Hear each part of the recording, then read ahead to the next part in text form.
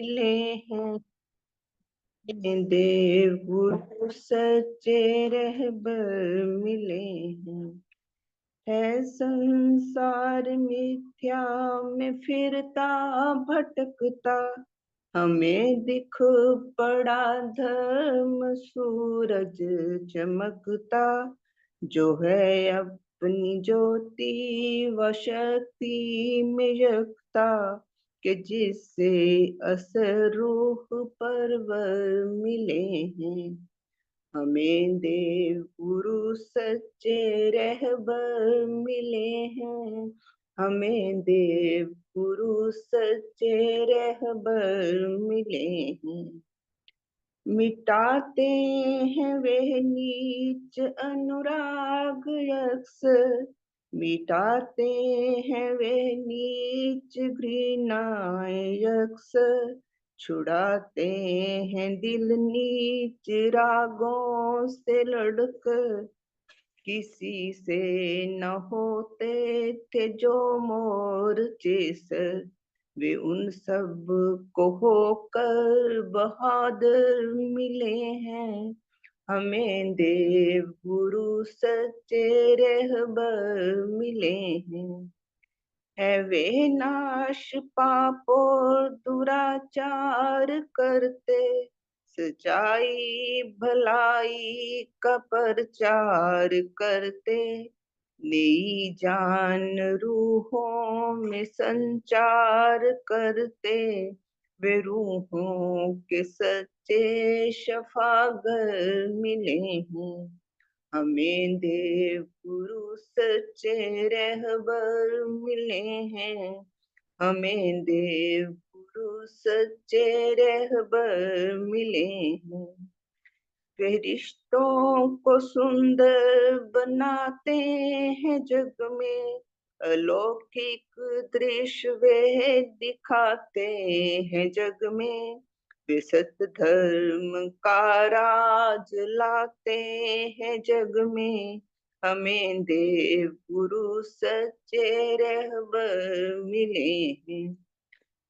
पाए दान को उनके दिल की लगन से, करें सुफल तन मन से और अपने धन से।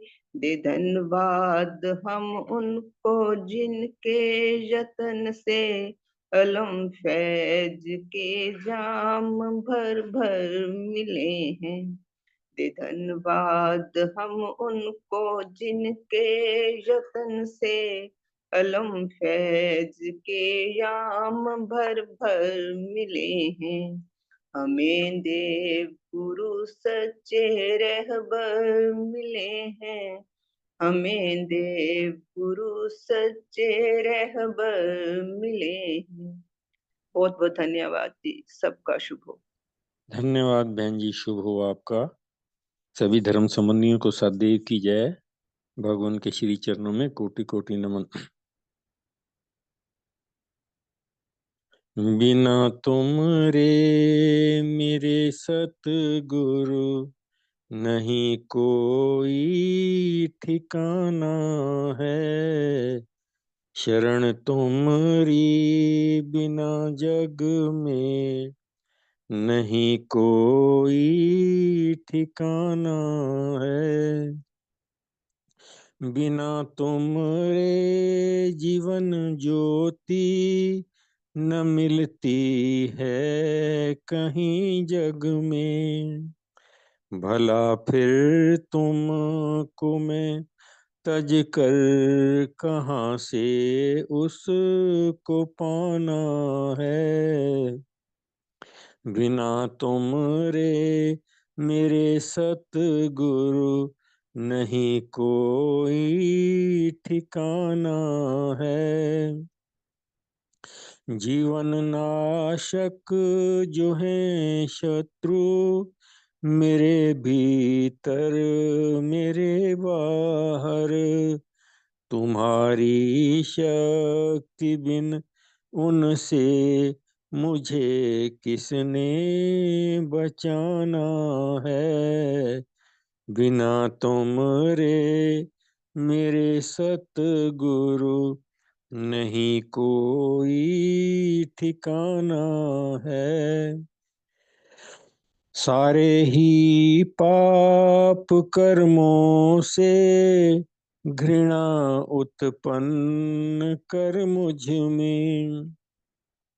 बिना तुमरे मुझे उनका बोध किसने कराना है।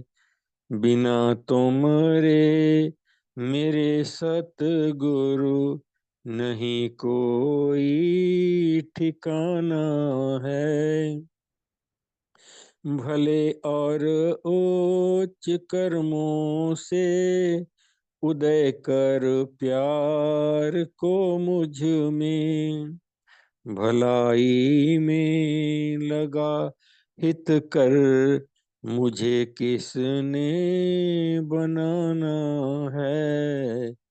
बिना तुमरे मेरे सतगुरु नहीं कोई ठिकाना है।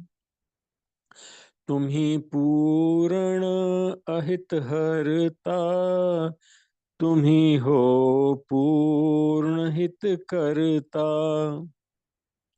तुम ही पूर्ण अहित हरता, तुम ही हो पूर्ण हित करता। तुम्हारी शरण में रह कर जीवन का दान पाना है। बिना तुमरे मेरे सतगुरु नहीं कोई ठिकाना है। होवे ये है कामना पूरी, न तुमसे हो कभी दूरी। होवे ये है कामना पूरी, न तुमसे हो कभी दूरी। रहूं आश्रित सदा तुमरे, यही मैं मन मिठाना है। रहूं आश्रित सदा तुमरे, यही मैं मन मिठाना है। बिना तुमरे मेरे सतगुरु नहीं कोई ठिकाना है। शरण तुमरी बिना जग में नहीं कोई ठिकाना है। बहुत बहुत धन्यवाद जी। सबका शुभ हो, सबको सद्देव की जय।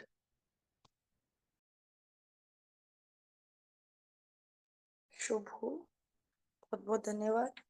ये श्रीमान मोतीलाल जी, आप गाएंगे? जी सदैव की जय। शुभ हो। शुभ हो। ये है 149 पेज पे तेरे असरों से बाहर अगर जाएंगे। 149 पेज पे। हाँ, तेरे असरों से बाहर जी अगर जी जाए। जी, बहुत बहुत धन्यवाद।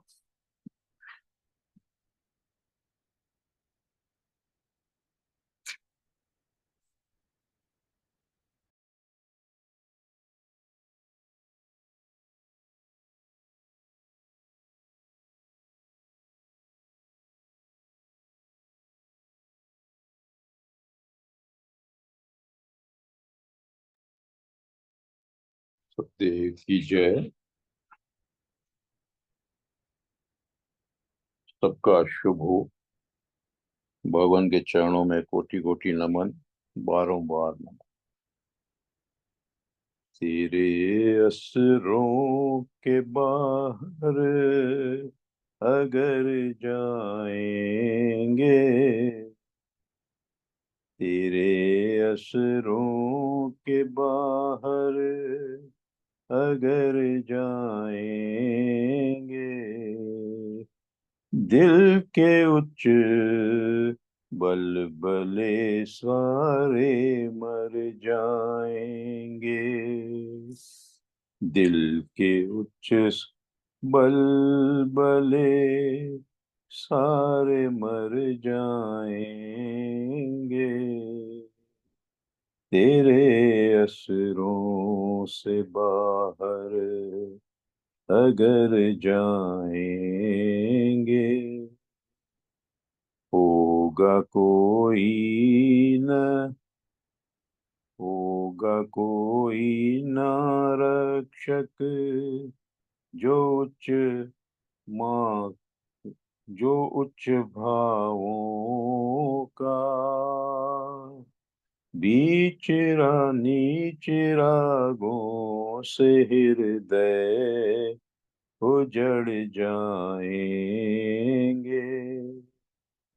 नीच रागों से हृदय उजड़ जाएंगे। होगी हितकारियों की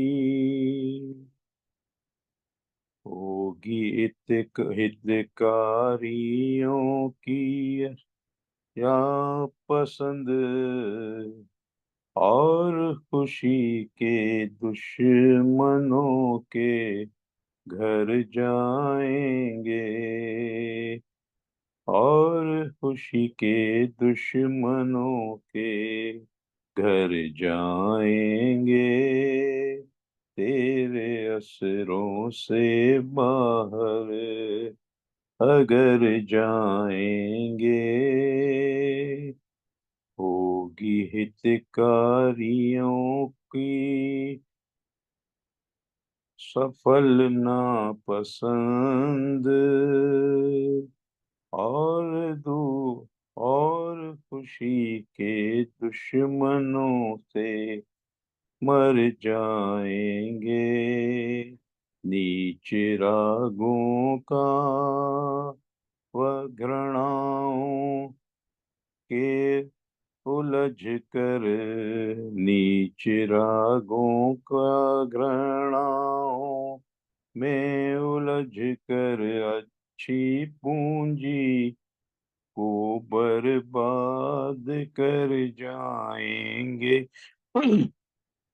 अच्छी पूंजी को बर्बाद कर जाएंगे। तेरे असरों से बाहर चले जो गए, तेरे असरों से बाहर चले जो गए, उनका अंजाम कर याद डर जाएंगे। उनका अंजाम कर याद डर जाएंगे। तेरे प्रभाव जिन जिन को मिल जाएंगे, तेरे प्रभाव जिन जिन को मिल जाएंगे, उनके सौभाग्य के फूल खिल जाएंगे। उनके सौभाग्य के फूल खिल जाएंगे।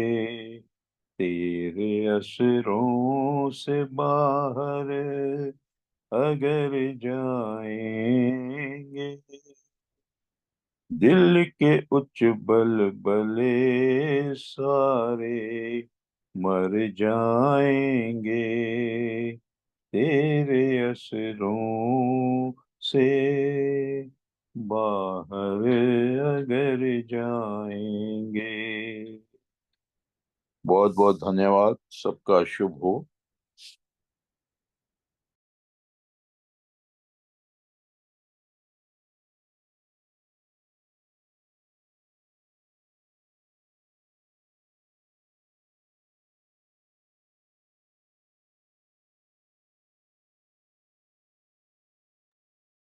शुभ हो। बहुत बहुत धन्यवाद। बहुत ही सुंदर भजन था वाक्य में कि अगर भगवान के असुरों से बाहर जाएंगे तो सारे जितने हमारे उच्च भाव पैदा होते हैं सभी खत्म हो जाएंगे। ये एक और भजन है, ये अंजू दीदी आपका है। हाँ जी बताइए। शुभ हो। ये 49 पेज पे है, इसी के नीचे रे मन देव गुरु दिख जान। ठीक है जी।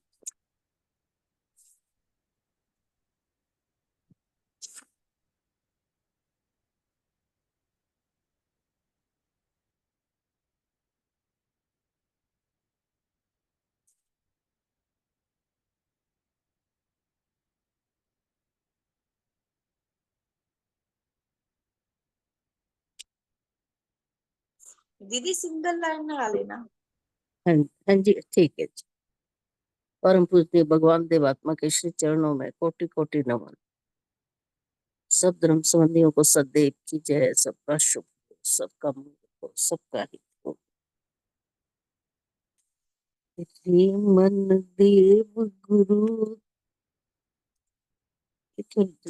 देव गुरु पर हो बलिहार है। एक मिनट। शुभ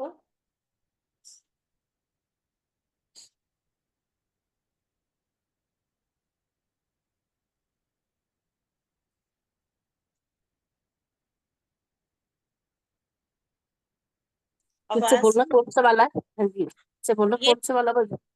149 पे रे मन देव गुरु दिख जाना बेशक नीच भाव बल। अच्छा 149 मैं 49 पे देख रही 149 हूँ। हाँ जी।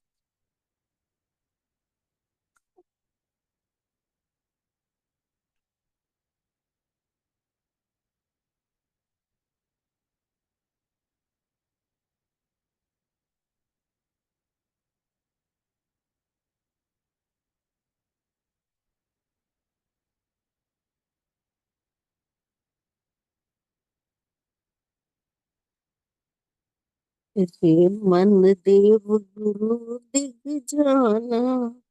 रे मन देव गुरु दिग जाना। रे मन देव गुरु दिग जाना। रे मन देव गुरु दिग जाना। बेशक नीच भाव बलशाली तू है माना बल से खाली। बेशक नीच भाव बलशाली तू है माना बल से खाली। फिर भी रास्ता एक यही है। फिर भी रास्ता एक यही है। पीछे मुड़ा तो मौत है काली। लगी रहे सर धड़ की बाजी। लगी रहे सर धड़ की बाजी। बाजी हार नहीं जाना। रे मन देव गुरु दिग जाना। तेरा पथ आशा का पथ हो। जीवन अभिलाषा का पथ हो। मार्ग देख करे मार्ग देख डरे काहे जब। नेता सच्चा सिद्धारथ हो। पथ दर्शक जब पथ दर्शावे। पथ दर्शक जब पथ दर्शावे। फिर काहे घबराना। रे मन देव गुरु दिग जाना। गिरते पड़ते और संभलते इसी राह पर जाना चलते। तुझको चलते देख न जाने कितने दिल हैं फूलते फलते। धीरज रख संग्राम किए जा। धीरज रख संग्राम किए जा। कुछ न कुछ पाना। कुछ न कुछ पाना। रे मन देव गुरु दिग जाना। रे मन देव गुरु दिग जाना। लक्ष्य की दिग ही ध्यान दिए जा। सत्य देव की याद किए जा, व्याकुल होकर बिने तो कर तू, व्याकुल होकर बिने तो कर तू, उनका आशीर्वाद लिए जा, जो कुछ मिले उसी को पाकर, जो कुछ मिले उसी को पाकर, उनका यश गाना,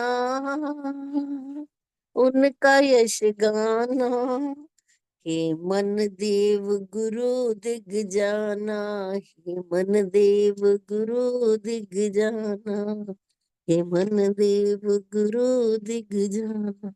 धन्यवाद। शुभ।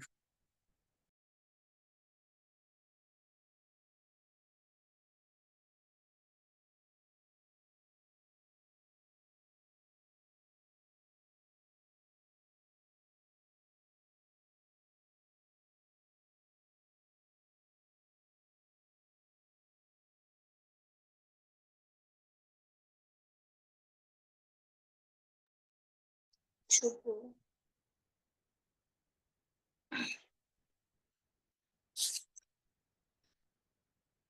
शुभ हो। सभी का बहुत बहुत धन्यवाद।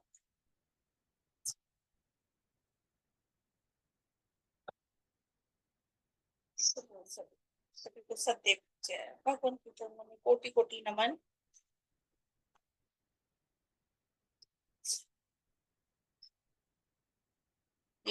एक छोटा सा भजन है।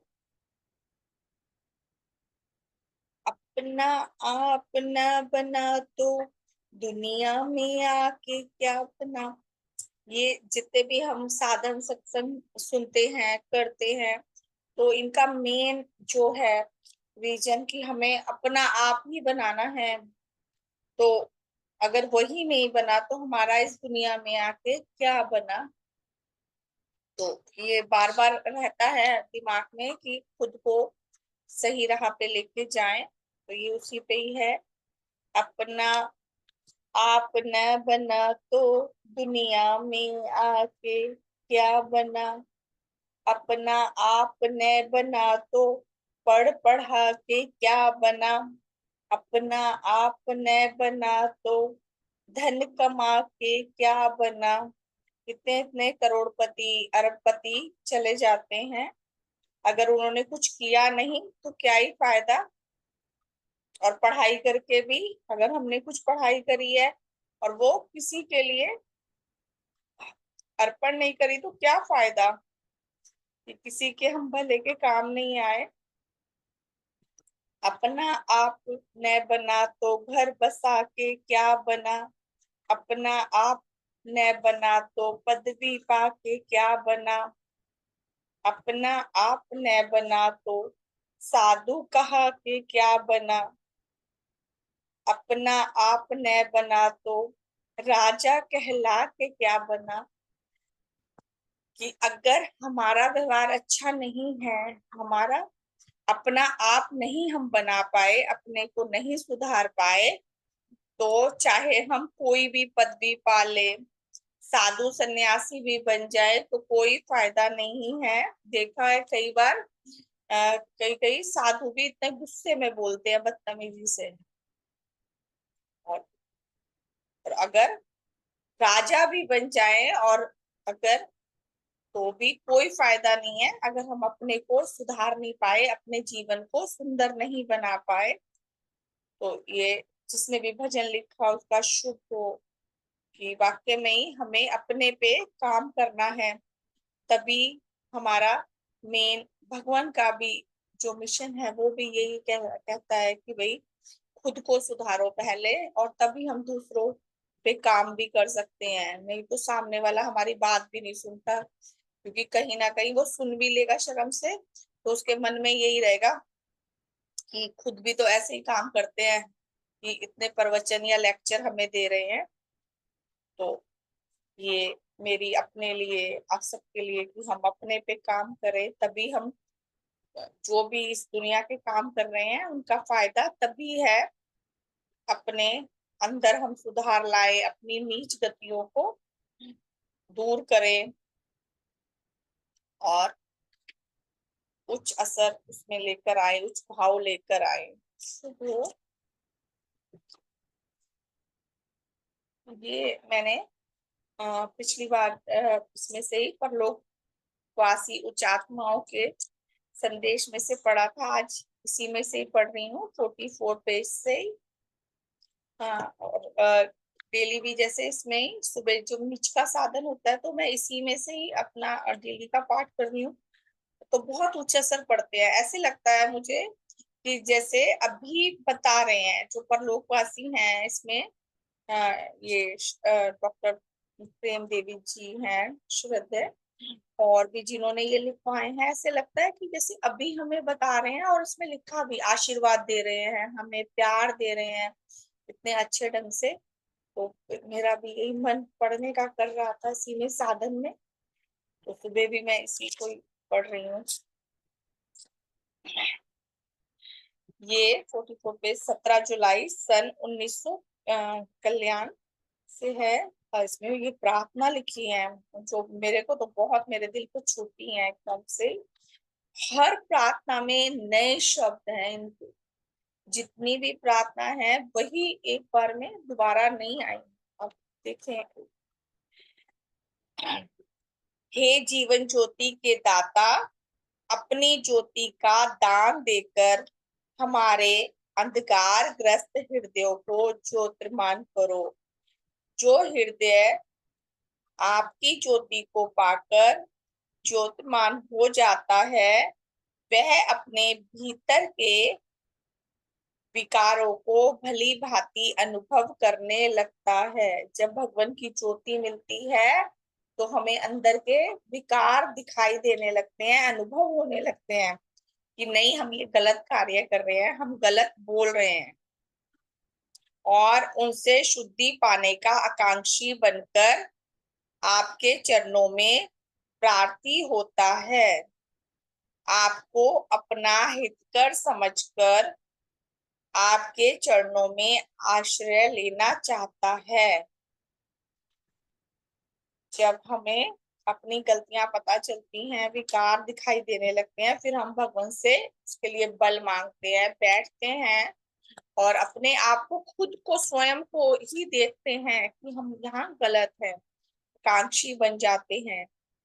परंतु ज्योति विहीन और बेसुध होकर वह अंधकार में पड़ जाता है, सब कुछ भूल भाल कर फिर पुराने विचारों और नीच गति मूलक चिंताओं के चक्कर में पड़ जाता है। उसको अपने हानि लाभ का कोई बोध नहीं देता। अगर हम भगवान की शरण में नहीं लेते तो फिर से नीच गति, नीच चिंताओं में चले जाते हैं। कृपा निधान अपनी ज्योति का दान देकर मेरे और मेरे साथियों के हृदयों को ज्योतिर्मान करो। देखिए, ऐसे ही लगता है बिल्कुल जैसे अभी कि कृपा निधान अपनी ज्योति का दान देकर मेरे और मेरे साथियों को, कि जिसे अभी हमें बता रहे बिल्कुल इसी समय, मेरे और मेरे साथियों को ज्योति से भर दो, ज्योतिर्मान कर दो। आगे उपदेश है, जिस हृदय के भीतर आत्मिक जीवन की हकीकत खुल जाती है और वह उसको पाने का आकांक्षी बन जाता है, तो उसकी दृष्टि में इस दुनिया का धन, यहाँ का साजो सामान, यहाँ की हुकूमत और मर्तबा, यहाँ की मान बढ़ाई उच्च जीवन के अमूल्य धन की तुलना में तुच्छ और हेच हो जाते हैं। उनकी ओर से उसका हृदय मुड़ जाता है। ये तो हम स्वयं भी महसूस कर सकते हैं कि भगवान से जुड़ने के बाद, कि ऐसा नहीं दुनिया में रह रही है, सभी चीजें जरूरी हैं, लेकिन कहीं ना कहीं हम इतने ज्यादा अब अटैच, या इतना ज्यादा ये नहीं रहता कि पैसे के लिए बिल्कुल ही जो पहले हमारी हालत थी उससे हम ऊपर आ ही गए हैं। ज्यादातर के लिए यही होगा, और फिर फायदा भी तभी ही है हमारा इस शिक्षा को जानने और सुनने का, कि अगर अभी भी हम चिपके पड़े हैं कि कोई सामान हमारा खो गया या कुछ ऐसा हो गया, तो उसके लिए इतने दुखी हो रहे हैं कि पहले तो बुरा ही हाल था, या किसी को भी पैसे देते हुए जान निकल रही है कि कोई काम कराया या कोई सामान लिया तो थोड़े से भी ज्यादा नहीं, कम करो। अब वो दशा से निकल ही गए हैं काफी। उन असार पदार्थों का लाभ करना उसके जीवन का लक्ष्य नहीं रह जाता, बल्कि आत्मिक जीवन और धर्म जीवन लाभ करना ही उसका लक्ष्य बन जाता है। ऐसे लक्ष्य की प्राप्ति में जो चीज रोक बनती है, उसको दूर करने के लिए जो दुख सहने पड़े, मुसीबतें उठानी पड़े, उनको वह खुशी खुशी कबूल करता है। उनके वह पुराने हिसाब किताब नहीं रहते।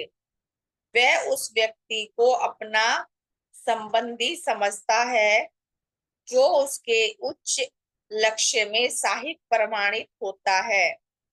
जो सहायक नहीं होता, उल्टा हानिकारक प्रमाणित होता है, वह चाहे धन हो, मान मर्तबा हो, कितना ही प्यारे से प्यारा संबंधी हो, माता हो, पिता हो, भाई हो, बहन हो, उसकी संतान हो, पत्नी हो, वह उसका अपना नहीं रहता। कि हम कितना भगवान की शिक्षा से जुड़ के कितना आगे निकल आते हैं कि अगर हमारे कोई भी उच्च लक्ष्य में हानिकारक है तो फिर हम संबंध तोड़ने को तो नहीं कहते भगवान, लेकिन थोड़ा दूर रहने के लिए है कि भाई हम उच्च संबंधियों से रिश्ता जोड़ना चाहते हैं जो हमारे उच्च लक्ष्य में सहायक होते हैं। और ये हम जो सेवक हैं उनके जीवन से भी जान सकते हैं। खास करके यही जो है श्रद्धेय डॉक्टर प्रेम देवी जी, तो कितनी छोटी उम्र में ही मम्मी पापा ने मना करा, लेकिन नहीं, उन्हें लगा कि भगवान का धर्म है। और श्रीमान देवर सिंह जी और ये कितने ही हमारे सामने एग्जाम्पल हैं कि उन्होंने भगवान के दर को अपनाया कि ये हमारे उच्च लक्ष्य में सहायक हैं। इसका यह अर्थ नहीं कि आगे है धर्मराज में प्रवेश करने के साथ, देखें यहाँ पे ये बताया भी गया है कि धन, घर बार, रिश्तेदारों को छोड़ देना आवश्यक हो जाता है। भगवान ने कभी भी तोड़ने की शिक्षा तो दी ही नहीं। कारोबार, कामकाज जिसके द्वारा गुजारा होता है उसको छोड़ना पड़ता है, कदापि नहीं। यह सब वस्तुएं अपने तौर पर कोई बुरी नहीं है, बल्कि अनेक बार बहुत सहायक होती हैं। यह चीजें उस समय बुरी बन जाती हैं और त्याग देने के योग्य होती हैं जब वह उच्च जीवन के लाभ करने में रोग प्रमाणित हो, हानिकारक प्रमाणित हो। यदि रोग न बने, सहायकारी हो तो बिल्कुल त्याग देने के योग्य नहीं है, बल्कि धर्म जीवनधारी तो यह वस्तुएं जितनी प्राप्त हो जाती उतनी ही उसके जीवन में सहायकारी होती हैं। जो हृदय धर्म भाव मार्ग में प्रवेश कर चुका है, वह अपनी अयोग्यता के कारण संसारिक पदार्थों, सुख स्वादों से घिरा रहकर अपने जीवन के उच्च लक्ष्य में सफल होता दिखाई नहीं देता। इन पदार्थों के अनुचित व्यवहारों से वह नीच बनता जाता है। इसलिए संसारिक पदार्थों का कसूर नहीं, बल्कि मनुष्य की अपनी अयोग्यता का कसूर है। तो अगर हम धर्म मार्ग में जा रहे हैं और अपनी अयोग्यता के कारण फिर से नीच संसारिक पदार्थों में, नीच भाव में जा रहे हैं, तो उसमें किसका कसूर है कि हम ये कहें कि हमारे पे असर नहीं हुआ, हम चेंज नहीं हुए, तो इसका मतलब कि कहीं ना कहीं हमारे अंदर कमी है, कहीं अयोग्यता है। तो उसके लिए बैठ के वही है कि नीच के साधन पे अपने पे काम करना जरूरी है, बार बार जो बताया जाता है, तो उसमें अपनी कमियां हमें दिखाई देती हैं और फिर हम उससे निकल सकते हैं तभी। आगे, इसलिए प्रत्येक धर्म मार्ग के यात्री के लिए सबसे आवश्यक बात यह है कि वह ऐसी योग्यता और सामर्थ्य लाभ करे जिससे उसका धन, संसारिक पदार्थ, उसका मान यश, उसका मर्तबा, हुकूमत, उसके संबंधी, उसके उच्च लक्ष्य के सिद्ध होने में न केवल यह कि हानिकारक न हो बल्कि सहकारी प्रमाणित हो सके। प्रश्न यह पैदा होता है कि नीच वासनाओं और नीच सुखों का बंदा, बलहीन आत्मा, चिरकाल से नीच गति का राही, नीच गति प्राप्त आत्माओं, असार पदार्थों का दास, ऐसी योग्यता किस प्रकार लाभ करे जो नीच भाव में है। चारों तरफ हमारे देखा जाए तो हम अगर डेली में देखें, कहीं ना कहीं हमें जो है इस तरह की आत्माएं मिल जाती हैं जो हमें नीचे ले जाती हैं, तो हम कैसे उससे लाभ करें। तो ये प्रश्न है, तो देखिए इसका उत्तर क्या मिल रहा है कि हम किस तरह से उनसे निकल सकते हैं। तो ऐसी योग्यता प्राप्त करने के लिए वह ऐसी योग्यता रखने वाले उच्च आत्माओं के साथ अपने हृदय की लगन लगाए। जितना उनके साथ अपना प्यार बढ़ाता जाएगा, उनके साथ अपना संबंध गहरा करता जाएगा, उनको अपना सच्चा हितकारी अनुभव करके उनके पद चिन्हों पर चलने के लिए तैयार होकर उनकी आज्ञा अनुसार चिंताएं और क्रियाएं करता जाएगा, उतना ही वह ऐसी योग्यता लाभ करता जाएगा। अगर हम आसपास नीच राही हैं, नीच हमारे साथी जो भी हमें मिलते हैं तो सभी तरह के ही हैं, तो अगर हम उच्च संबंधियों से संबंध बढ़ाएंगे जो हमारे धर्म संबंधी हैं, तो फिर हमारे वही उच्च असर, अगर हम देखो तीनों समय सभा सुन रहे हैं तो उसका असर कहीं ना कहीं हमारे जीवन पर पड़ रहा है। तो हम जो है उच्च भाव में रहते हैं पूरा दिन ही, फिर वो मनन चिंतन चलता रहता है और खुद के साधन करते हैं तो और भी इससे प्रभाव मिलते हैं। तो ये इसका उत्तर भी है कि हम किस तरह से, क्योंकि हम इनको भी नहीं छोड़ सकते, हमें रहना है दुनिया में। और जिसे इससे हमें ये भी है कि जो परलोक में भी बताया जाता है कि वहां पर जो है उच्च लोग और नीच लोग हैं, तो वो उच्च आत्माएं नीचे आकर जब उनके साथ काम करना पड़ता है तो बहुत मुश्किलें आती हैं, क्योंकि उनके असर वैसे ही होते हैं। तो यहाँ से ही हम ये सब सीख के जा सकते हैं कि हमें जब हम ऊपर जाएंगे तो हम जो अगर हमें अपने से थोड़ा सा भी नीचे लोगों से काम करना पड़ा तो वहां पर हमें कठिनाई नहीं आएगी, और हम यहीं पर ही रहकर अपने आप को और उच्च से उच्च तभी बना सकते हैं, वहां तो बहुत कम समान है। तो अगर हम यहाँ पे रहकर ही सबके साथ में मिलकर काम करेंगे और फिर हम उच्च लोगों से जो उच्च धर्म संबंधी हैं, उच्च आत्माएं के जीवन जो हमारे सेवक चले गए हैं उनके हम जीवन चरित्र पढ़ रहे हैं, ये सब है सुन रहे हैं, तो हम हमें उच्च ही बने रहेंगे, तो फिर वो चीजें हमारे ऊपर इतना असर भी नहीं करेंगी और फिर वो कहीं ना कहीं आगे तक भी हमारे साथ ही जाएगा, वहां पर भी दिक्कतें नहीं आएंगी और हम अपना कार्य और अच्छे से कर सकेंगे। आगे, जब तक ऐसी योग्यता लाभ न कर सके कि आप जो है ये वाली योग्यता लाभ नहीं कर सकते कि उच्च लोगों के, तब तक उसका जो संबंधी धन, माल, मर्तबा, हुकूमत, मान, यश उसको उच्च जनों के निकट होने से रोक पैदा करे, उनसे संबंध विशेषित करके उन उच्च आत्माओं का पल्ला कदापि ना छोड़े कि जिनसे वह योग्यता पैदा होती है। अगर हमारे अंदर योग्यता कम है ना, उच्च बनने की, कि हम शिक्षा भी सुन रहे हैं, साधन भी कर रहे हैं, लेकिन फिर भी हम उतना आगे नहीं बढ़ पा रहे। तो इसी के प्रश्न का जवाब है, तो उसका कारण है कि हम बार बार उन्हीं के साथ ही जुड़े रहे, उनसे ही रिश्ता गहरा करते जाएं, जो उच्च धर्म संबंधी है हमारे। और वो कोई भी हो सकता है, जरूरी नहीं है कि भाई जो मिशन से जुड़ा है उसमें बाहर के भी कई उच्च आत्माएं हैं, तो उनका साथ लें, उनसे बातें करें, तो वो असर, जो प्रभाव है वो दिखते हैं हमें, कि भाई किसी किसी के साथ रहने से, कि भाई उनके अंदर जो है उच्च भाव अलग ही दिखाई देते हैं, उनकी बात करने के ढंग से भी। तो उनका साथ कभी नहीं छोड़ना चाहिए।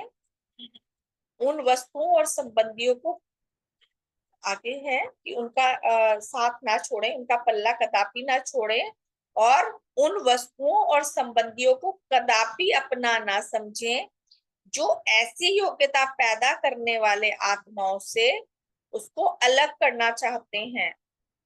कि जो हमें उच्च संबंधियों से अलग कर रहे हैं, उनसे कदापि अपना संबंध ना रखें। लगातार संग्रामों के द्वारा ऐसे साधनों में लगे रहें, उन योग्य उच्च आत्माओं की आज्ञा को अपना बहुत बड़ा सौभाग्य अनुभव करके पालन करते रहें, तो निश्चय ऐसा समय आ सकता है कि वह ऐसी योग्यता लाभ कर सके कि जो उसके उच्च लक्ष्य के सिद्ध होने में किसी बात को रोक और हानिकारक न होने दें।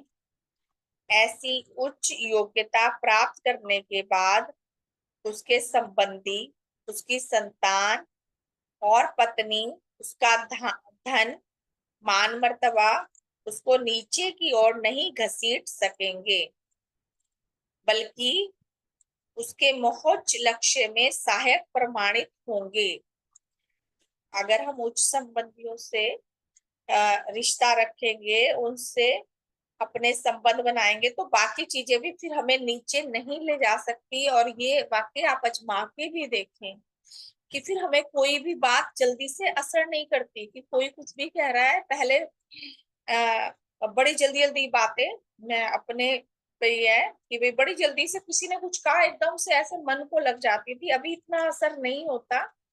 कि जब हम उच्च भाव में रहते हैं, तो किसी ने कुछ कह दिया, ठीक है भाई, उसकी अपनी समझ है, उसने अपनी समझ से कहा, और मन में बुरे विचार भी आने बंद हो जाते हैं। नहीं तो उसने ऐसा क्यों कहा, उसके साथ भी ऐसा हो जाए, ऐसे आता था, अभी तो नहीं। तो खुशी भी होती है कि हम अपने अंदर, हमारा काम चल रहा है, कि हमें अंदर के भाव दिखाई दे रहे हैं, अंदर हम अपने आप से बात कर सकते हैं कि नहीं, उसका क्या, उसकी समझ ही इतनी है, तो उसने बोल दिया कि कोई नहीं, उसको समझ मिले, और उसके लिए शुभकामना निकलती है कि उसकी समझ बढ़े, वो ऐसे शब्द ना बोले, हम नीचे नहीं गिरते फिर। तो यही हमें मेन पाना भी यही है कि भगवान की शिक्षा से कि हम उच्च बनते जाएं, फिर वो हमें नीचे नहीं घसीट सकते, बल्कि उनके मोहोच्च लक्ष्य में सहायक प्रमाणित होते हैं। कि वो भी हमारे लक्ष्य में सहायक बनते हैं, कि हमें भी लगता है कि कहीं ना कहीं हमारी कमी होगी। जब कोई हमें कुछ ऐसे शब्द बोलता है, तो फिर हम उस पर अपने अपने ऊपर काम करने लग जाते हैं कि नहीं, जरूर हमारे में कोई कमी होगी, और फिर गुस्सा नहीं आता। अब वह अपने गंदे असर उस पर डालकर उसको नीच नहीं बना सकते। किसी प्रलोभन को उसके सामने पेश करके उसके लिए हानिकारक नहीं बन सकते। कि कोई भी हमें लालच दे, फिर हम उसमें नहीं आते। एक एक आत्मा उच्च योग्यता प्राप्त होने पर अपने नीच संबंधियों को नीचता से निकालने के योग्य हो जाता है। वहीं उसके नीच संबंधी उसके लिए सहायकारी बन जाते हैं। वह अपना हित साधन करता है और कितने ही जनों के कष्ट निवारण का हेतु प्रमाणित होता है। तो हम अपने नीच जो संबंधी हैं उसके लिए भी सहायक बन जाते हैं, तो उनको भी उसमें से निकालने का काम करने लगते हैं। कि एक जो है एक बल भी मिलता है। जो बातें पहले हम कहते हुए थोड़ा डरते थे, हिचकते थे, वो हम एकदम से कह देते हैं निडर होके। कि किसी को बुरा भी लग जाए तो फिर हम उसे समझा देते हैं, बाकी हमारे कहने के तरीके भी अच्छे हों। कि अगर कोई सामने वाला गलत बात कह रहा है या गलत बात कर रहा है, तो अब हम कहने का हमें तरीका अगर ढंग से आए तो वो समझने लगता है और हमें बल भी मिला है। ये हम कहीं ना कहीं देख सकते हैं अपने अंदर कि हम सामने वाले को, गलत बात करने वाले को कह देते हैं कि आप गलत कर रहे हो। आगे, प्यारे संबंधियों, अपने भीतर गोता लगाकर देखो, क्या तुम ऐसी उच्च अवस्था प्राप्त कर चुके हो। ये हमारे ऊपर काम है कि हम ये सुन रहे हैं तो अपने अपने अंदर चिंतन करें कि हमने ऐसी उच्च अवस्था प्राप्त करी कि जो है कि हमने उच्च संबंधियों से, उच्च धर्म संबंधियों से रिश्ता रखा, उनसे संबंध गहरे करे, तो हम अपने को नीच भाव से निकाल पाए या नहीं। और फिर उसमें ही है कि उन जो हमारे साथ में जो हमारे थोड़े भी अपने हैं, चाहे वो कोई भी हो सकता है, भाई बहन बच्चे, तो वो तो भगवान की शिक्षा को नहीं सुना, तो वो थोड़े नीच भाव में है, उनको हम निकाल पाने में है या नहीं है कामयाब, या कोशिश तो करते हैं या नहीं। तो अपना करें हम चिंतन कि अपने आप को देखें कि ऐसी अवस्था हमारी प्राप्त हुई है या नहीं। और मेरा तो मानना है कि कहीं ना कहीं भले ही हम 100% नहीं, लेकिन कहीं ना कहीं इसमें हम यह कामयाब हो रहे हैं कि अपने को उच्च अवस्था की तरफ लेकर जा रहे हैं और दूसरे को भी कोशिश करते हैं कि वो निकले। और बस वो तरीका और अच्छा हो, भगवान से उनके लिए शब्द मांगते हैं। कि मुझे तो इसमें श्रीमान देवर सिंह जी याद आते हैं कि उन्होंने जब बोला था उनको, शायद हरनाम सिंह जी को, है ना, श्रीमान हरमान उनको, कि भाई तुम ये जो काम कर रहे हो ये भंगी से भी बदतर है।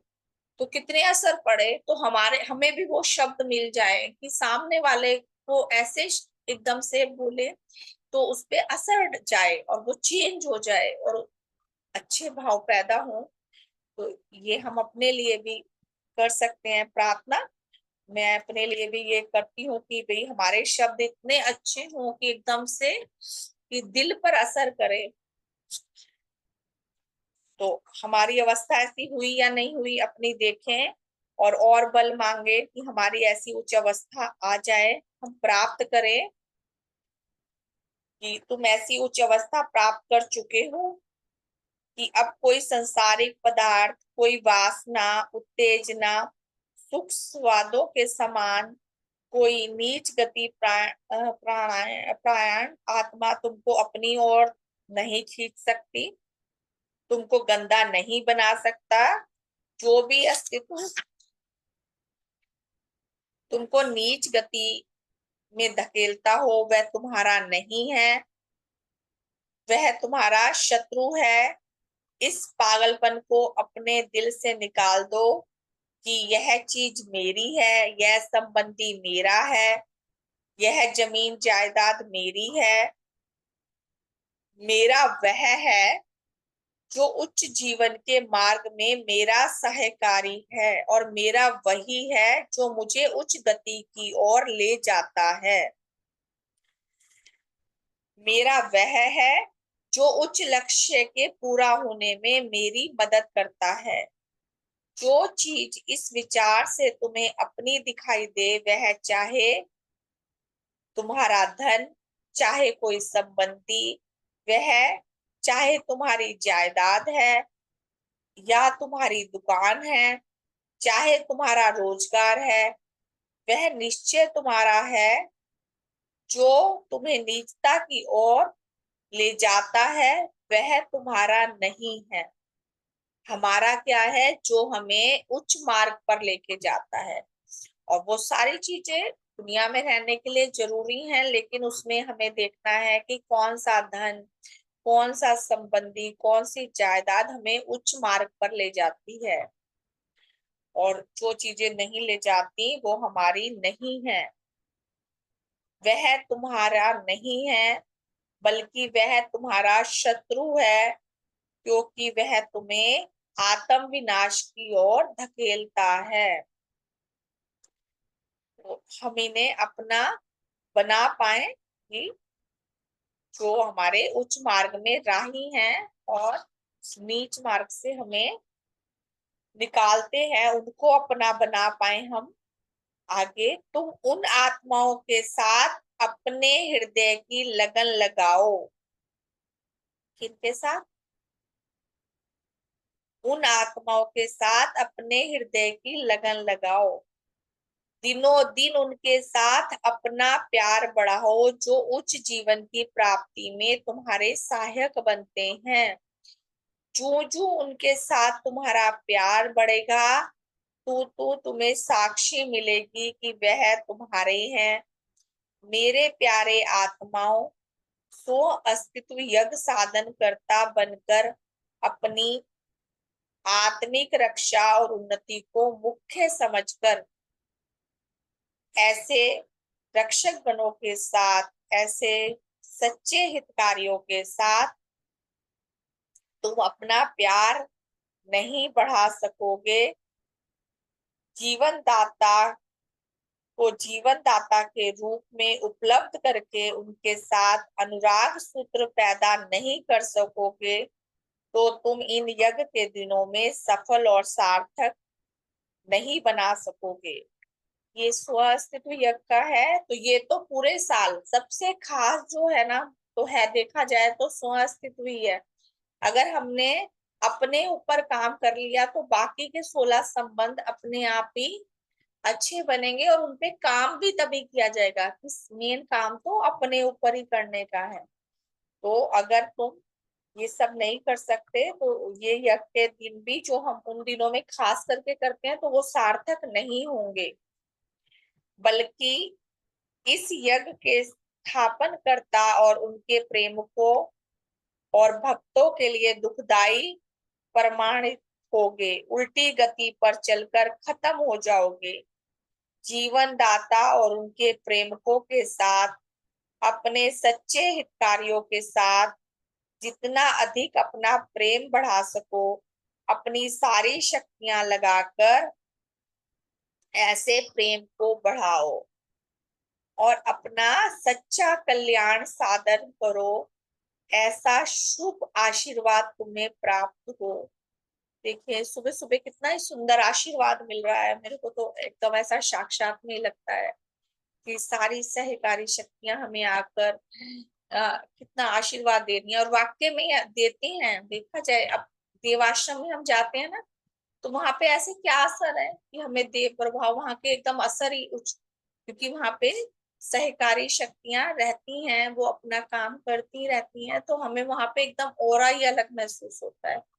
तो मुझे तो सुबह सुबह इस समय जब हम साधन सुनते हैं, खास करके सुबह वाले में, तो मेरे को बहुत ऐसा महसूस होता है कि मैं ये तो नहीं कहती मेरे अंदर इतनी योग्यता की दिखाई, लेकिन मेरे को महसूस देता है कि कोई ना कोई आसपास है शक्तियां जो रहती हैं। हम सुनते हैं और जब हम करते हैं तो खास करके उस दिन तो मुझे जरूर ही लगता है, और ऐसा लगता है कि अभी ऐसे एकदम से शरीर में भी एक अलग सी रहती है झंझनाहट की। आशीर्वाद मिल रहा है कि वो आकर हमें आशीर्वाद दे रहे हैं कि हम उच्च बने, उच्च संबंधियों से, जो धर्म संबंधी हैं उनसे हम रिश्ता और गहरा करें, और तो अपने आप ही फिर जो आसपास के थोड़े नीच संबंध या जो हमारे आसपास नीच है, तो हमारा उनसे भी रिश्ता अच्छा हो जाएगा, क्योंकि हमें बात करनी आ जाएगी और हम उनसे दूर रहना भी हमें आ जाएगा।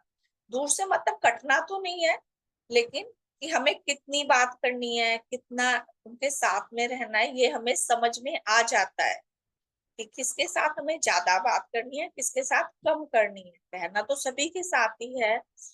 तो कितने सुंदर ढंग से ये बताया गया है यहाँ पर, तो हम इसको समझ पाए और अपने जीवन में उतार पाए, और तभी सार्थक है। तो अगर हम महसूस करते हैं तो सारी चीजें पता चलती हैं कि हमें कितना साथ मिल रहा है। और हमें जब हम सच्चे मन से बैठते हैं तो वाकई में वो साथ को हम महसूस भी कर सकते हैं, हमारे भाव उच्च बनते चले जाते हैं। हम अपना ये देख सकते हैं अपने जीवन को कि कि हम पहले से कितने ज्यादा इसमें हमने योग्यता प्राप्त करी या नहीं करी। अगर नहीं करी तो फिर उस पे और काम करें। तो वो चीजें हमें दिखती हैं और काम तो करने वाला है ही है कि जितना भगवान की शिक्षा को जानते जाए कम ही है, तो सभी के लिए है। लेकिन अपने पे चिंतन मनन करें कि हम कहाँ खड़े हुए हैं, तो हम उसमें और कितना हमें आगे बढ़ना है। ये मेरी अपने लिए, आप सबके लिए गहरी प्रार्थना है कि हम और भगवान की शिक्षा को ज्यादा से ज्यादा आत्मसात कर पाए, समझ पाए, अपने ऊपर काम करें और उच्च मार्ग पर चले, उच्च संबंधियों से रिश्ते गहरे करें, तो हम फिर आसपास पे भी काम कर सकेंगे। शुभ हो आप सभी का ही। कोई गलती हो तो क्षमा कर दें। शुभ हो। धन्यवाद आप सभी का बहुत बहुत। श्रीमान जी प्रार्थना करा दो। बहुत बहुत धन्यवाद रेणु जी आपका। बहुत सुंदर लेख हैं ये। युग पुरुष की मैंने एक जगह परिभाषा पढ़ी कि युग पुरुष कौन होता है। युग पुरुष वो होता है जो पुराने चलते ढर्रे में अपनी योग्यता से कोई विशेष धक्का लगा दे, कोई विशेष नवीनता पैदा कर दे। आपने देखा होगा ये महाभारत के ऊपर, रामायण के ऊपर कई फिल्में भी बन चुकी हैं। उसके बाद रामायण बनाई, रामानंद सागर ने, उन्होंने देखो कमाल कर दिया। रामायण तो उसके बाद औरों ने भी बनाई, लेकिन जो कलात्मक दृष्टि से जितनी सुंदर प्रस्तुति रामानंद सागर जी ने की, वो बाकी नहीं कर सके। नहीं तो बाकियों का एक चांस मिलता उसे कि हम पिछली उदाहरण को देखकर उसके अंदर और ब्यूटी पैदा कर सकें और अपनी सृजनशीलता उसके अंदर डाल सकें। तो उसी तरह महाभारत में भी कई फिल्में बनी। अब वो पुरानी फिल्में कभी देखो ना अगर, तो बचपन में जब मैं 10 साल का था, एक संपूर्ण रामायण फिल्म आई थी। 3 साढ़े 3 घंटे की फिल्म थी, बड़ी लंबी फिल्म मानी जाती थी। आज के रामायण के सीरियल के मुताबिक ऐसा लगता है जैसे ऐसे किसी ने जहाज में बैठा के दिल्ली घुमा दिया 2 मिनट में। वो यूं गोली की तरह स्पीड से भागी जा रही है फिल्म। तो कहने का अर्थ ये है कि श्रीमान मुंशी राम जी के अंदर परलोकवासियों के बारे में जानना, परलोक के जीवन के बारे में जानना, उनके संदेशों के बारे में जानने की बड़ी उत्कट बहुत आकांक्षा थी। उन्होंने बहुत ट्राई की, उनकी कहीं तसल्ली नहीं हुई। फिर उनके अपने मन में आया कि मैं परलोक के संदेश लेने शुरू करूँ अपने आप। फिर उनको सदाराम जी मिल गए, जो सेवक भी थे भगवान के और पटवारी थे। उनके साथ उनका मेलजोल बढ़ा। फिर उन्होंने दोनों ने अपने निजी तौर पर ये प्रार्थना शुरू कर दी, और करते करते करते करते आप देखो मुंशी राम जी ने 7 खंड लिखे हैं परलोक के संदेशों के। अभी जो आप पढ़ रहे हैं परलोक संदेश, इतने शानदार, इतने भव्य हैं और इतने तार्किक हैं, इतने हितमूलक हैं। ये श्रद्धा जी जैसी महान आत्मा ही लिखवा सकती हैं ये। उनकी इस जितनी भी परलोक संदेश हैं इनके लिखे हुए, इनके 3 पक्ष हैं। एक पक्ष तो है प्रार्थनाएं, और एक पक्ष है उपदेश, और एक पक्ष है साधारण बातचीत। तो तीनों के अलग अलग विषय होते हैं और बहुत सुंदर होते हैं, बहुत ही पढ़ने लायक है, हमारे पास होनी चाहिए और इनका हमें गहन अध्ययन करना चाहिए। जितना हम अपनी इन्वॉल्वमेंट गहराई से करते जाएंगे उतना हमें बात धीरे धीरे स्पष्ट होती जाती है। मैंने कितने बार ये संदेश पढ़े हैं, तो फिर मैंने इनके अंदर इंडेक्स नहीं बना हुआ, तो मैंने अपना एक इमेजिनरी इंडेक्स बनाया अपनी कल्पना से कि बातचीत का शीर्षक क्या होना चाहिए, प्रार्थना का शीर्षक क्या होना चाहिए, उपदेश का शीर्षक क्या होना चाहिए। तो मैं जब दोबारा पढ़ता था, अब तो काफी देर से नहीं पढ़ सका, तो मुझे वो बदलना पड़ता था अपना शीर्षक। मेरा शीर्षक गलत है, और सुंदर शीर्षक डालने की कोशिश करता था। तो बहुत कमाल का योगदान दिया है श्रीमान मुंशी राम जी ने, श्रीमान सदाराम जी ने। बहुत ही, हालांकि ये तो वैज्ञानिकों को भी चाहिए, पूरी दुनिया को चाहिए, सारी जितनी भी धर्म संस्थाएं हैं सबको चाहिए कि परलोक के बारे में अपने शोध करें, नई नई सच्चाई सामने लाएं, ताकि और बेहतरीन परिवर्तन आ सके मनुष्य में, और दुनिया की जो अति नारकीय अवस्था बनी हुई है ये टल सके। तो बहुत सुंदर उपदेश है, सबको पढ़ने चाहिए। यदि किसी के पास नहीं है तो अर्पे जी ने सॉफ्ट कॉपी बना रखी है इनकी, मेरे पास भी है, तो आप सॉफ्ट कॉपी मंगवा सकते हैं, मोबाइल में पढ़ सकते हैं या प्रिंट आउट ले सकते हैं। तो सबका शुभ हो, बहुत बहुत धन्यवाद, शुभकामना करके आज के साधन को फिर विराम देंगे। हे परम पूजनीय सतदेव श्री देव गुरु भगवान, आप अलौकिक धर्म जगत के, अलौकिक धर्म भवन के अलौकिक शिल्पी हैं। सतगुरु, आपने ऐसा धर्म भवन का निर्माण किया है जिसकी निर्माण तिथि तो है, जिसकी विनष्ट होने की कोई तिथि नहीं है। भगवान, आपके द्वारा निर्मित यह धर्म भवन नेचर की आत्मा है, विकास क्रम का मूर्त रूप है। आपके द्वारा निर्मित यह धर्म भवन विनष्ट होने के लिए नहीं है, समय के साथ साथ और सुदृढ़ और सशक्त और मजबूत होने के लिए है। यह धर्म भवन सदा विजयी रहने के लिए है। विश्व में जितने भी सच्चे अधिकारी आत्मा हैं, जितने भी सच्चे धर्म के जिज्ञासु हैं, जिनके अंदर सत्य धर्म को जानने की, समझने की, अपनाने की गहरी तड़प है, उन सब के लिए आपके द्वारा निर्मित यह धर्म भवन अति सुंदर, अति हितकर, अति कल्याणकारी, उच्च रस के देने वाला, धर्म मार्ग के प्रशस्त करने वाला स्थायी आश्रय स्थल है। भगवान, आपने अपने इस धर्म जगत में, अपने इस धर्म भवन में हमें ग्रहण करके हम पर बहुत कृपा की है, हम पर बहुत एहसान किया है। आपको जितना धन्यवाद दें उतना कम है, आप पर जितना बलिहार जाया जाए उतना कम है। सतगुरु, आप धन्य हैं, आप धन्य हैं, आप धन्य हैं। हे भगवान, आपका सब प्रकार से शुभ हो, सब प्रकार से हित हो, सब प्रकार से मंगल हो, सब प्रकार से कल्याण हो।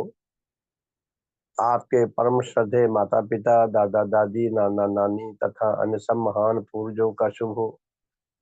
आपके सब वंशी जनों का, आपके सब सांसारिक संबंधियों का, आपके सेवक सेविकाओं का, आपके श्रद्धावानों का, आपके अनुयायियों का, आपके विश्वासियों का, आपके अनुरागियों का, हमारे इस लोकवासी तथा परलोकवासी सब धर्म संबंधियों का, उन सब के पूर्वजों का, उन सब के वंशीजनों का, उन सब के सांसारिक संबंधियों का, उन सब के दोस्तों, मित्रों, शुभ चिंतकों का, सबका शुभ का मार्ग प्रशस्त हो, हित का मार्ग प्रशस्त हो।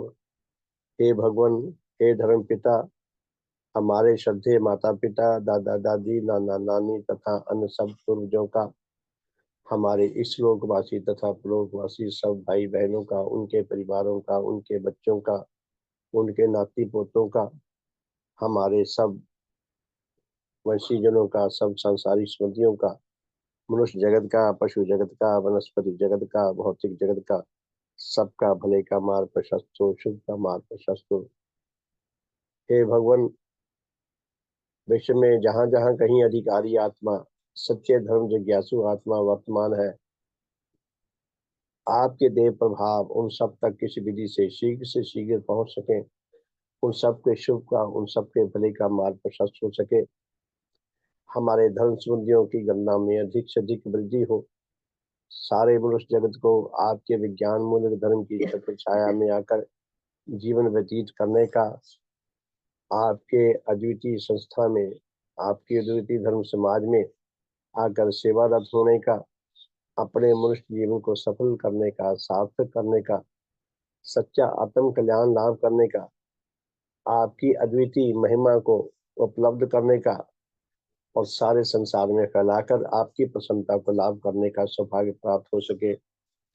हे सतगुरु, हे भगवान, काश नेचर में कोई ऐसी विधि विकसित हो सके जिससे अनाधिकारी आत्मा वो भी अधिकारी बन सके, उन सब के भले का मार्ग भी प्रशस्त हो सके।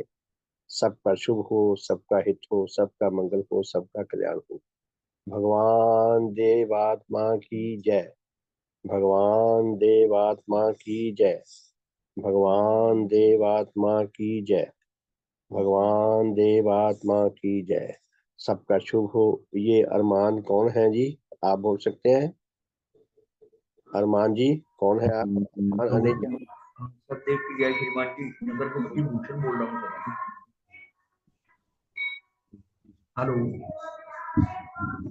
हेलो। हाँ, आवाज आ रही है अरमान जी। श्रीमान जी सत्यदेव की जय हो। सत्यदेव की जय। माँ जीरा से भूषण बोल रहा हूँ जी। हेलो, आवाज आ रही सर? लाउड स्पीकर चल रहे हैं। श्रीमान जी ये ना ये वो प्रभात फेरी जा भूषण रही जी है, बोल रहे हैं जीरा तो से। प्रभात फेरी जा रही है सर, है गली में से। तो आप फिर शाम को देख लेंगे, शाम को बोल लेना है जी। अब हाँ, समय भी हो गया। ठीक है, कोई बात नहीं। प्रभात फेरी है ना आजकल, वो गुरु नानक देव। हाँ कोई बात नहीं है, शाम को देख लेंगे। धन्यवाद। हाँ जी, शुभ शुभ हो हो। श्रीमान जी, सदैव की जय। शुभ हो रेणु जी। जी का बहुत बहुत धन्यवाद और उच्च परलोकवासी श्रद्धा जी को प्रणाम, उनका शुभ हो। तो रेणु जी को मैं ये बताना चाह रही हूँ कि वैसे आपको भी पता ही है कि ये जो कल्याण है ना, किसी जगह का नाम है, ये प्रार्थना नहीं है। जैसे हाँ, मोगल में होता है ना। कल्याण जो है ना, बठिंडा के पास एक बहुत अच्छा बड़ा हाँ कस्बा जी। है। यहाँ हाँ पे श्रीमान बलदेव सिंह जी, श्रीमान बल बहादुर जी वहीं के हैं। और मैं एक बार गया हूँ कल्याण में। मेरी बहुत इच्छा थी भी कल्याण जाएं। तो वो जनवरी में माता पिता के संबंध में ये शिविर लगाया करते थे। तो मैं एक ही बार गया था। मैं कई हो गए 8-10 साल हो गए। तो अशोका जी भी हमारे साथ थी। तो कल्याण बठिंडा के पास ही है। बठिंडा से लगभग 15-20 किलोमीटर होगा, 20-25 किलोमीटर होगा। तो कल्याण बड़ा अच्छा कस्बा है। वहां पे श्रीमान देवर सिंह जी ने अपना वहां पे अपना डेरा लगाया था, जब वो प्रचार के बाह्य के क्षेत्र में प्रचार का कार्य करते थे।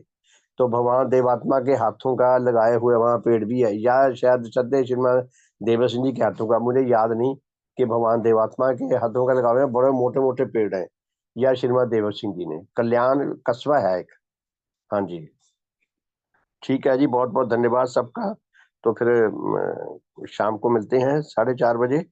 बहुत बहुत धन्यवाद। सबका शुभ हो, सबका भला हो, सबका मंगल हो, सबका कल्याण हो। अंजू शर्मा जी, हाँ जी, शुभ। शुभ हो। आज इनकी रेणु जी की सभा बहुत ही अच्छी थी। प्रैक्टिकल जैसे वो बता रहे थे कि अब हमें इस जीवन से निकल के दूसरे जीवन में प्रवेश करना है। जो बातें पहले लगती थी वो अब नहीं लगती हैं।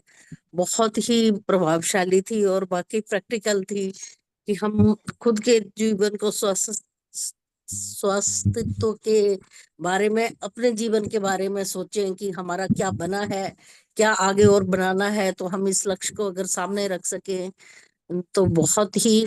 और सबसे बड़े उच्च प्रभाव मेरे को इनसे पड़ते हैं कि मेरी थोड़ी तबीयत ढीली होती है तो मैं तो बहाना मारती हूँ कि भाई अब तो मेरे से तो उठा ही नहीं जा रहा है। तो मैं इनको देख के मेरे अंदर जान प्राण सब संचालन हो जाते हैं कि वो ऐसी अवस्था में भी बैठ के साधन करवा रही हैं, तो मेरे पे उच्च प्रभाव पड़ते हैं बहुत। और उसके बाद मैं थोड़ा मेरी भी बैटरी चार्ज हो जाती है। तो इनका बहुत बहुत धन्यवाद। इनका शुभ हो रेणु जी, जल्दी से ठीक हो जाए। धन्यवाद बहन जी। मैं आपको एक अर्ज करना चाहता हूँ कि एक तो जब महाप्रकाश शुरू होते हैं ना, तो कृपया आप सारे माइक ऑन कर दिया करें अपना। तो लेट करते हैं, जब बंद करने वाले होते हैं ना फिर माइक ऑन करते हैं। कृपया लेट ना हुआ करें। है जी, जिसने बोलना हो ऐसा पता लगता लगा। बीच में बात कर रहे हैं तो। कोई बात नहीं, तो थोड़ी देर के लिए 2-3 मिनट की तो बात होती है सारी। तो हाँ जिसने जी, भी कृपया अपना माइक ऑन कर लिया करो पहले ही। ठीक दूसरी है। बात ये याद कर रहा था कि ब्रह्मा कुमारी मिशन का मैंने एक परलोक संदेश पढ़ा है। बड़ा सुंदर उपदेश है। उन्होंने कहा हाँ कि जी, हम मूल रूप से हम आत्मा हैं। हम कहते हैं हम शरीर बन के जीते हैं। हम सूक्ष्म सूक्ष्म जीवन जीना सीखें इसी स्थूल जगत में। बहुत प्रभावशाली मुझे लगा, बहुत ही अच्छा लगा। तो श्रीमान जी हमें भेज सब, देना हमें भी, मैं व्हाट्सएप कर ढूंढूंगा, देना। मुझे मिला तो मैं जरूर ढूंढूंगा। तो ठीक। मिला तो मैं जरूर भेज दूंगा। तो कहने का अर्थ ये है कि हम ये सूत्र तो पकड़ सकते हैं ना कि हम मूल रूप में आत्मा है। शरीर हम आत्माओं के रहने का घर है। हम शरीर नहीं है, हम शरीर भी नहीं है, हम आत्मा है। भगवान ने लिखा अपनी देव वाणी में, वो आप पढ़े सत्यजीत देवसिंह जी के जो वो है ना जीवन चित्र आत्म परीक्षा, उसमें लिखा हुआ है कि हे मनुष्य, तू केवल शरीर नहीं, तू आत्मा है। ये नहीं कहा भगवान ने कि तू भी आत्मा है। हम कह देते हमें पता नहीं चलता हम क्या कह गए, उसका मीनिंग क्या है। भगवान ने कहा तू आत्मा है, ये शरीर तेरे रहने का घर है, शारीरिक सुखों की तृप्ति में उम्र बर्बाद ना कर। इतना स्पष्ट कहा है भगवान ने। तो बिल्कुल जैसे ना सुई के नक्के में से ऊंट गुजार दिया। ऊंट कितना बड़ा होता है, और सुई का नक्का जिसमें धागा डालते हो वो कितना बारीक होता है। भगवान ने सच्चाइयों को ऐसे ऐसे महीन बारीकी से पीस पीस के उनको उनका अच्छी तरह, जैसे कहते हैं ना, कचूमर निकाल के सच्चाई को खोज खोज के हमारे सामने रखा है। हम आत्मा है, हमें आत्मिक रूप में जीने का यही अभ्यास करना चाहिए, क्योंकि परलोक में हमें यही जीना पड़ेगा सदा के लिए। इससे हमारा छुटकारा नहीं होगा। और फिर वहां जाके दुखी होंगे, तो हमने शरीर में शारीरिक रूप में रहने की आदत डाल दिया। खा लिए पी लिए सो गए, खा लिए पी लिए सो गए, यही करते हैं। तो हमें आत्मा के, हमें हमारे विचार बहुत अच्छे, बहुत विद्वतापूर्ण होने चाहिए। हमारे भाव बहुत अच्छे, बहुत विद्वतापूर्ण होने चाहिए। हमारा आचरण बहुत विद्वतापूर्ण होना चाहिए। सबके भले के लिए हमें हमारे अंदर गहरी तड़प होनी चाहिए। जब चिस्सें पड़ती है ना बॉडी में, जैसे दर्द होता है किसी कष्ट को लेकर, ऐसे हमारे अंदर दर्द उठना चाहिए दूसरों के भले के लिए। ये हमें ऐसे ऐसे ऐसे संदेश श्रद्धा जी के इनमें मिलेंगे तो सबका शुभ हो। बहुत बहुत धन्यवाद हमारे शुभ परिवार को। हम सब में एकता है। शुभ शुभ बहन जी, शुभ हो जी, धन्यवाद जी। शुभ। मुझे हम आप सब लोगों से बहुत हौसला मिलता है। जब सब कहते हैं ना तो फिर मुझे और हिम्मत सी आ जाती है कि ठीक है, ऐसे मिल जाता है कि मोटिवेट कर। रेणु जी, आप हमारी प्रेरणा स्रोत है। अब मैं आपके आगे माथा टेकता हूँ, सच कह रहा हूँ। बिल्कुल बिल्कुल, मैं भी नहीं, यही कहती हूँ, प्रेरणा स्रोत है ये। अभी हमने सुना ना जी, जिंदगियों से रिश्ता गहरा करेंगे ना, तो मुझे ऐसा लगता है जब मैं यहाँ बैठती है ना तो ऐसा लगता है अपनापन बहुत, कि हर बात बताने का मन करता है। कभी कभी लगता है कि नहीं नहीं सारी बातें नहीं बतानी, ऐसा भाई कोई क्या ऐसे तो, लेकिन मन करता है सारी बातें बताने का। ये अपने आपका सरल सरल भाव है, सरल स्वभाव है, जिससे आप बता पाते हो, और यही उच्च बढ़ने की प्रकृति है। इसी से आप ऊपर जा रहे हो, क्योंकि जो छुपा के रखेगा, नहीं बताएगा, नहीं उनके अंदर से निकलेंगी, तो फिर वो भाव दब जाते हैं। तो ये आपका बहुत सुंदर भाव है, और आपका शुभ हो। ठीक है जी, बहुत बहुत धन्यवाद। हम काफी लेट हो गए, हम अनुशासन ना तोड़े हैं जी। धन्यवाद। फिर शाम ठीक है, 4 बजे शुभ हो, धन्यवाद। शुभ हो, सुप्रभात। धन्यवाद सबका जी।